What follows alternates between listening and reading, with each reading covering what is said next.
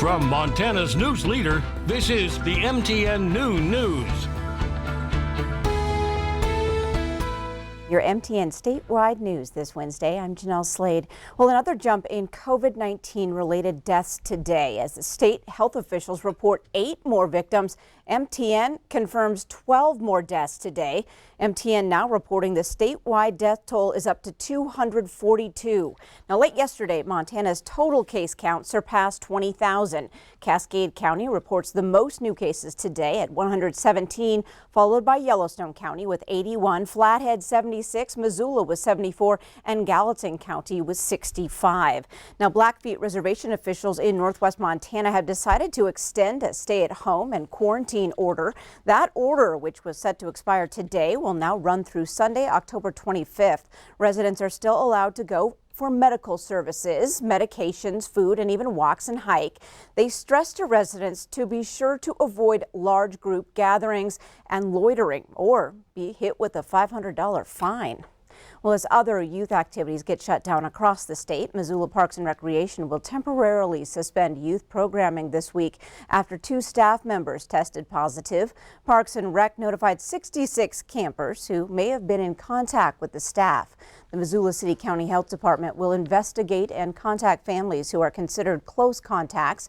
Recreation Manager Meg Witcher says the city will use this time to complete an incident safety review and to clean and disinfect vehicles. Now, Hamilton School will remain closed today due to the number of close contacts related to a recent COVID-19 case. All other district buildings remain open. Well, another vaccine trial will now be tested on children. Drug maker Pfizer plans to inject people as young as 12. They'll start this week on teenagers aged 16 and 17, and kids 12 to 15 will be enrolled in the trial later. And while the death rate from coronavirus is lower among children, they can still develop serious symptoms. Children can also spread the virus to more vulnerable people. A new election poll out this morning from Montana State University, and as you might expect, Montana's major races all appear close. Now, the poll also shows President Trump leading Democratic presidential nominee Joe Biden, but not by nearly as much as Trump won the state 4 years ago. Now, the poll is based on mailed questionnaires returned by about 1,600 registered and likely voters.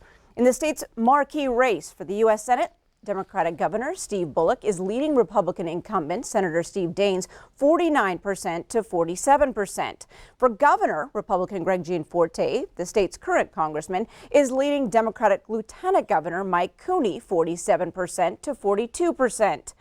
In the race for U.S. House, Republican State Auditor Matt Rosendale leads Democrat Kathleen Williams with 48 to 46%. And in the presidential race, Trump has a 51 to 44 edge over Joe Biden. Well, the poll has a fairly high margin of error, plus or minus 3.9%. So it's possible that any of these races could go the other way, or the leaders could have bigger margins.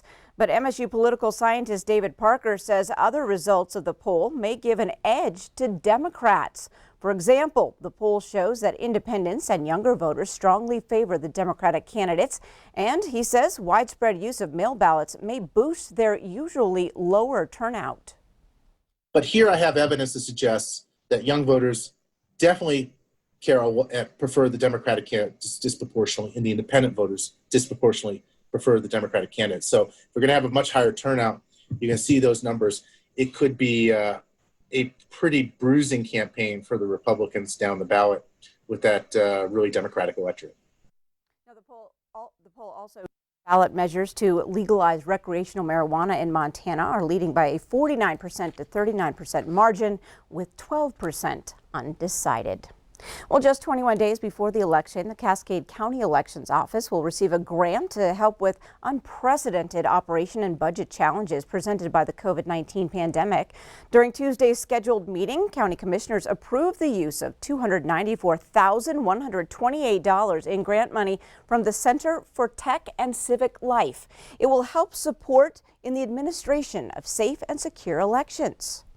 Specific election administrative needs to include election department real estate costs or costs associated with satellite election department offices, nonpartisan voter education, staff, poll worker, voter, personal protective equipment, polling place rental, and cleaning expenses for early voting or election day.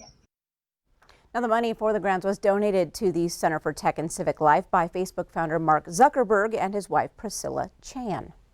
Well, the U.S. Supreme Court issues an order allowing President Trump's administration to shut down the census count immediately. It's unclear what the decision means for Montana, but if our state doesn't get a full count, we probably won't add an additional House seat in 2022.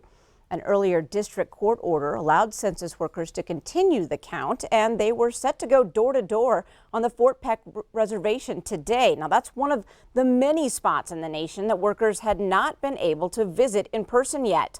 Those efforts are now put on hold because of Tuesday's ruling. Well, one of two men convicted in a 2018 murder at a Missoula hotel will likely spend the rest of his life in prison. Jonathan Whitworth was handed two concurrent 100-year sentences for the deaths of Jason Flink and Megan McLaughlin. Whitford's accomplice, Preston Rossbaugh, was sentenced to 60 years last week. In 2018, Whitworth shot Flink, McLaughlin, and another man, Caleb Williams, after a drug deal went awry. Now, Rossbaugh then stabbed the three victims in order to leave no witnesses, but Williams survived. As part of a plea deal, Whitworth is eligible for parole in 30 years. Negotiations are underway with city leaders to turn one of the most toxic bodies of water in the nation into clean energy. Mining city officials in Butte are now in talks with a hydropower company that wants to use water from the Berkeley pit to power the city of Los Angeles. Now, the company is proposing building a plant in Butte to turn the pit water into hydrogen, then transport it to LA via pipeline. However, Butte officials have no timeline for when or even if this project will get off the ground because it's still in the beginning stages. Well, up next on the new news, the scoop about 31 flavors in Great Falls. Why now is a great time to stop in for an ice cream treat. But first, Ed's in next with your statewide weather forecast.